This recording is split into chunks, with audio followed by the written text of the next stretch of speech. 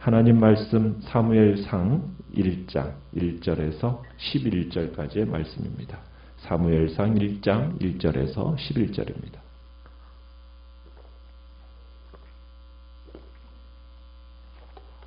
사무엘상 1장입니다. 1절 제가 먼저 읽습니다. 에브라임 산지 라마다임 소빔에 에브라임 사람 엘가나라 하는 사람이 있었으니 그는 여로함의 아들이요 엘리후의 손자요 도후의 증손이요 숲의 현손이더라.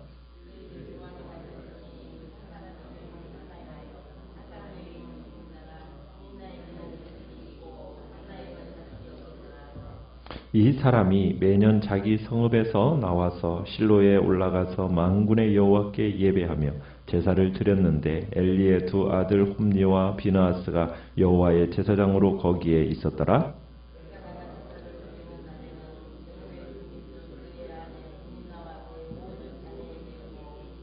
한나에게는 갑절을 주니 이는 그를 사랑함이라. 그러나 여호와께서 그에게 임신하지 못하게 하시니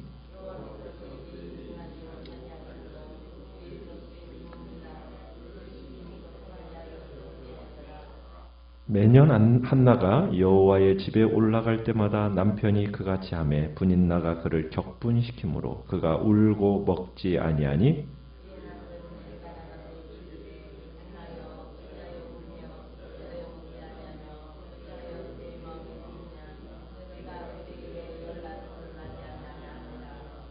그들이 실로에서 먹고 마신 후에 한나가 일어나니 그때 제사장 엘리는 여호와의 전 문설주 곁 의자에 앉아 있었더라. 같이 읽습니다. 서원하여 이르되 만군의 여호와여 만일 주의 여종의 고통을 돌보시고 나를 기억하사 주의 여종을 잊지 아니하시고 주의 여종에게 아들을 주시면 내가 그의 평생에 그를 여호와께 드리고 삭도를 그의 머리에 대지 아니하겠나이다. 아멘. 오늘 말씀의 제목은 한나의 고통이라는 제목으로 말씀을 나눕니다. 사무엘서는 사사기를 잇는 시대적인 배경을 갖고 있습니다. 사사기의 제일 마지막 부분이 어떻게 끝났습니까? 사사시대를 한마디로 요약했죠. 그때 이스라엘에 왕이 없으므로 사람이 각기 자기 소견에 옳은 대로 행하였더라. 사무엘서는 이 왕이 없던 시대를 끝내고 왕이 세워지고 그 왕으로 상징되는 왕이신 하나님의 통치와 말씀의 부흥이 일어나는 시대가 바로 사무엘서에 나타나는 시기입니다.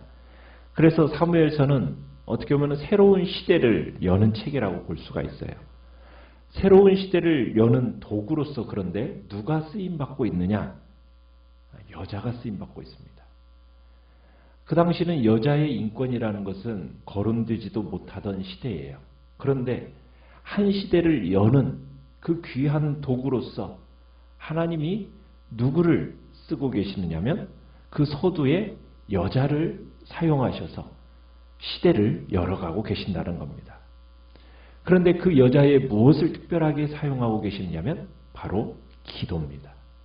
그 여자의 기도를 통해서 새로운 한 시대를 여시는 거예요. 오늘 1절에 보면 에브라임 산지 라마다임 소빔에 거주하는 한 남자가 등장을 합니다. 자, 그 남자는 엘가나라는 사람인데 그 엘가나에 대해서 굉장히 자세하게 이렇게 그의 집안을 소개하고 있는 걸 보게 됩니다. 여로함의 아들이요 엘리후의 손자요 도후의 증손이요 숲의 현손이요 하면서 네 대가 거론될 만큼 이 집안 이 사람은 굉장히 유력한 가문의 사람이라는 것을 보여주고 있는 거죠. 역대기의 근거에 보면 이 엘가나는 레위 지파 사람입니다. 그리고 그의 가문은 찬양하던 가문에 속한 사람이라는 것을 우리가 역대기에서 볼 수가 있어요. 자, 그런데 남자 중심의 이 당시 사회 안에서 성경이 주목하는 것은 이 명문가 출신의 엘가나를 주목하는 것이 아니라 2절에 나와 있는 그의 아내 한나를 주목함으로 시작하는 걸 보게 됩니다. 자, 그런데 이 한나는 어떤 여자로 2절에서 나오고 있습니까? 자식이 없었더라. 자식이 없는 여자입니다. 그러니까 자식이 없는 여자 이 한나가 하나님의 관심사예요. 그리고 하나님의 도구입니다.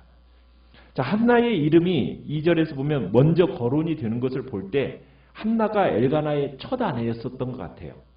그리고 분인나는 두 번째 맞았던 아내였던 걸로 보입니다. 그런데 곧바로 보면 이 이름이 뒤바뀌어요. 분인나에게는 자식이 있고 한나에게는 자식이 없었더라 하면서 이 두 여인의 이름의 순서가 뒤바뀌는 것을 보게 됩니다. 그러니까 분인나에게는 자식이 있고 한나에게는 자식이 없다. 이 당시에는 자식을 낳느냐 못 낳느냐에 따라서 여자의 그 사회적인 신분과 집안에서의 위치가 달랐던 것을 보여줍니다.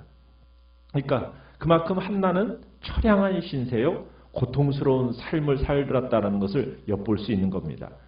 아이가 없다라는 것, 그것은 그 당시의 수치였습니다. 그리고 하나님께로부터 벌받은 증거로 여겨졌고요.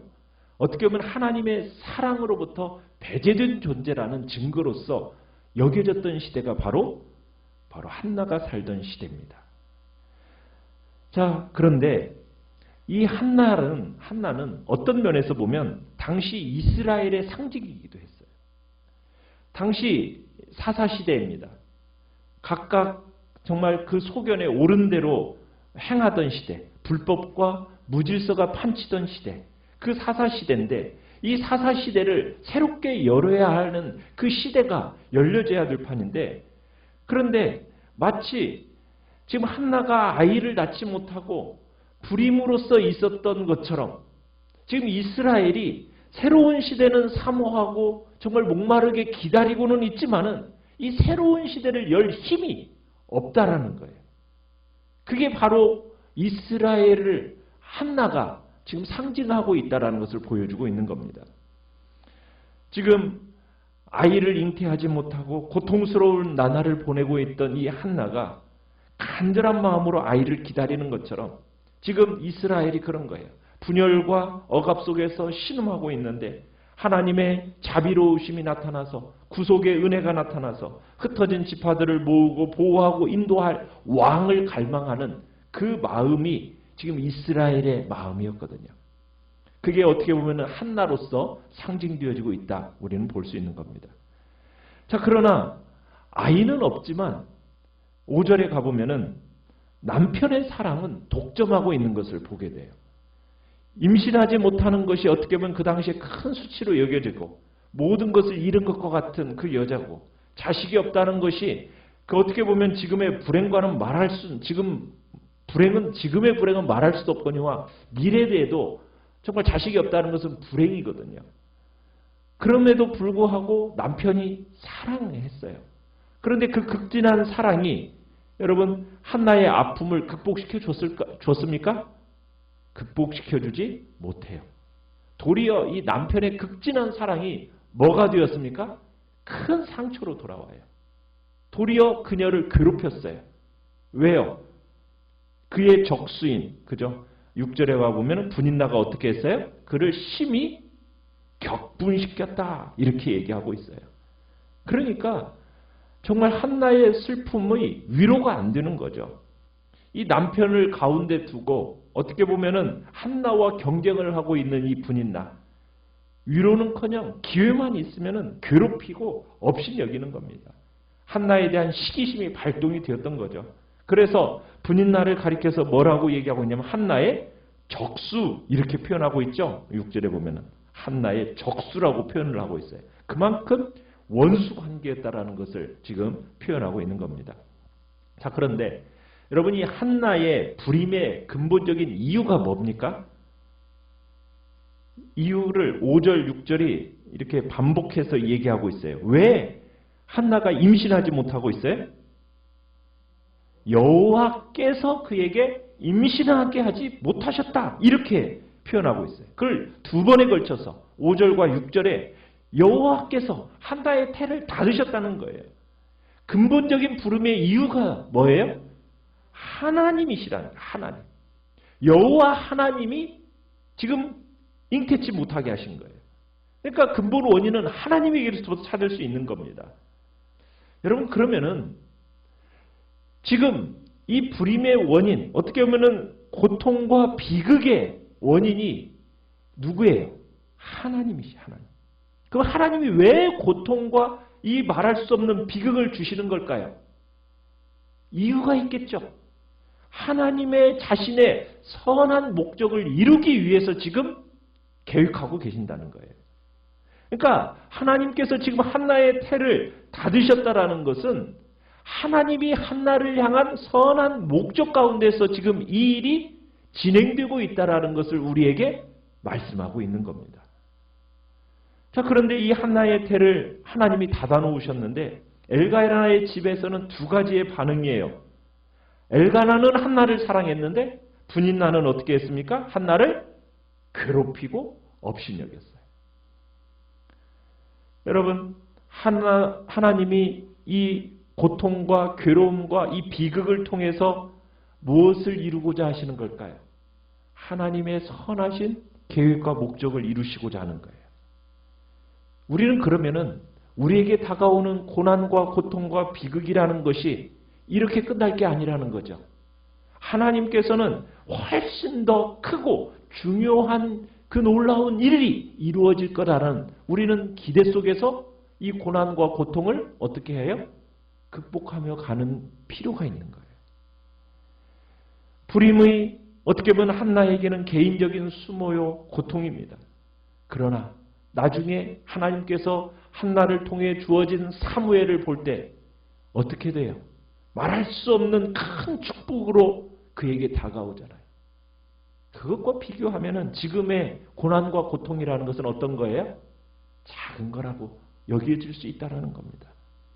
지금 한나의 문제가 하나님께로부터 비롯되어졌다는 점을 강조하면서 그러면 이 한나의 문제를 해결할 수 있는 유일한 분도 누구예요? 여호와 하나님이라는 것을 암시하고 있어요. 그래요. 우리가 안고 있는 모든 문제, 그 해결이 어디에 있다고요? 여호와 하나님이 도와주실 때 해결책이 있다라는 거. 우리 믿고 살아야 되는 겁니다. 자, 마음을 더욱더 아프게 한 이 사실은 1년 중 한나를 가장 괴롭게 하고 비참하게 만드는 순간은 언제였습니까? 4절에 가보시면은 3절 4절에 매년 어디에 올라갔어요? 제사를 드리러 올라갔어요. 그죠? 그 제사를 드리러 올라가는 그 시간, 하나님의 그 성막을 찾아서 예배를 드리는 그 시간이 어떻게 보면은 한나에게서 가장 괴롭고 비참한 시간이었습니다. 어떻게 보면 사람이 예배를 드릴 때 그때가 인간이 가장 아픔이 위로받고 상처가 치유되고 슬픔이 사라져야 하는 그런 시간이잖아요. 그렇지 않습니까? 예배가 그런 거잖아요. 그런데 한나의 경우에는 그때가 가장 아픔이 확대되는 순간이에요. 하나님께 예배드리는 때가. 참 오늘날 여러분 공공연히 교회에서 이런 일들이 일어나고 있다는 사실을 아십니까? 가장 상처받기 쉽고 남들에게 상처를 가장 잘 주기 쉬운 곳이 어떻게 보면 도리어 교회라는 곳이. 예수님을 사랑하고 그분의 사랑으로 서로를 사랑한다고 모인 사람들이 모인 공동체, 교회가 어떻게 보면은 우리의 마음을 더 슬프게 만드는 그런 곳이 되고 있다는 거예요. 어떻게 보면은 사람들이 교회 안에 들어와서 정말 지치고 상처받은 사람들이 치유받고 회복되고 새롭게 되어져야 할 그 공동체가 도리어 상처를 주고 서로 고통을 주는 그런 공동체가 된다면 그건 참 안타까운 일이지 않겠습니까? 우리는 그런 공동체가 되어서는 안 됩니다. 상처를 치유받고 회복되는 그런 공동체로 만들어가야죠. 그런데 이런 일들이 또한 곳곳에 생겨요. 교회에서 상처받잖아요. 그러면은 어떤 일들이 생깁니까? 상처로 인해서 교회를 떠나버리는 일이 생겨요. 기독교의 신앙을 버리는 사람들이 생겨요. 여러분 그게 문제 해결이 될까요? 아니에요. 그건 문제를 회피하는 거예요. 그건 해결책이 되지 못합니다. 문제 해결책은 어떻게 찾아야 돼요? 오늘 본문에 나오는 고통 속의 한나처럼 하나님을 더 바라고 그분의 선하심과 그분께서 우리 인도해 주시도록 어느 자리로 나가야 됩니까? 기도의 자리로 나아가야 되는 거예요. 지금 한나가 그렇게 하고 있는 거죠. 자, 한나는 이런 불임의 문제를 누구에게 나아가서 호소하고 있어요? 하나님께로 나아가서 호소하고 있는 거예요. 지금 엘가나가 제사를 드린 후에 가족들과 지금 음식을 나누면서 시간을 즐기고 있는 동안에 9절에 가보면 한나는 어떻게 하고 있습니까? 한나는 일어나더니 그 자리를 조용히 빠져나옵니다. 그리고는 10절에 가보면 어떻게 하고 있어요? 10절 보면 한나가 마음이 괴로워서 여호와께 기도하고 통곡하였다. 그렇게 얘기하고 있어요. 자신의 아픔을 다 드러내놓고 통곡하며 기도했다라는 거예요. 여러분 여기서 통곡하며 운다, 이 통곡한다라는 의미는 성경에서 아이를 잃고 괴로워하는 그 부모의 심정을 표현하는 단어입니다. 그러니까 지금 여러분 아이를 잃어버린 그 부모의 심정이라는 건 어떤 심정이에요? 여러분 세상에서 말할 수 없는 엄청난 고통이 바로 그 심정이지 않겠습니까? 그 심정을 가지고 지금 하나님 앞에 나와 통곡하면서 기도하고 있는 거예요. 고난 속에 있는 자를 위로할 수 있는 것은 인간으로부터 오는 게 아닙니다. 아무리 남편이 사랑한다고 하고 갑절로 그렇게 해줘도 그거 아무 의미가 없어요. 결국 진정한 위로는 어디에서부터 오는 거예요? 하나님께로부터 온다는 거예요. 그 사실을 잘 알고 있는 한나는 여호와 하나님 앞에 나아가 통곡하며 기도하기 시작하는 거예요. 하나님의 임재에 사로잡혀 기도하고 있는 이 한나, 엘리가 그를 지켜보고 있다는 걸 전혀 의식하지 못합니다. 간절히 기도를 해요. 정말 한나가 하나님 앞에 정말 자신의 아픔을 토해내면서 울부짖으면서 기도하고 있는 거예요. 그 기도가 바로 새로운 시대를 열게 되는 거죠. 이 지금 사무엘서는 어떻게 보면 구약의 어떤 책보다도 하나님의 절대 주권을 강조하고 있는 책입니다. 여러분 하나님의 절대 주권, 우리가 절대 주권을 믿는다라는 이유로 어떤 일들이 생겨지느냐 하면 하나님 앞에 끈질기게 기도하고 정말 하나님 앞에 필사적으로 기도하는 것이 어떻게 보면은 그 모습 속에서 나타나지 않는 경향들이 있어요. 하나님의 주권을 의지한다는 명분을 가지고 하나님을 감동시킬 수 있는 간절한 기도가 없는 경향들이 있어요. 그래서는 안 됩니다. 하나님의 주권을 의지하고 신뢰한다면 더 결사적으로 하나님 앞에 매달려야 한다는 것이 오늘 본문의 가르침이에요. 한나는 하나님이 주신 아픔 때문에 신음하면서 오직 그분 하나님만 바라보면서 그분의 역사만을 기다렸던 그 신실한 여인, 그 여인을 통해서 하나님은 놀라운 구원의 역사요, 새로운 시대를 열어가는 복된 역사를 일으키시는 겁니다. 오늘도 여러분이 겪고 있는 고통이 있습니까? 좌절이 있습니까? 문제가 있습니까?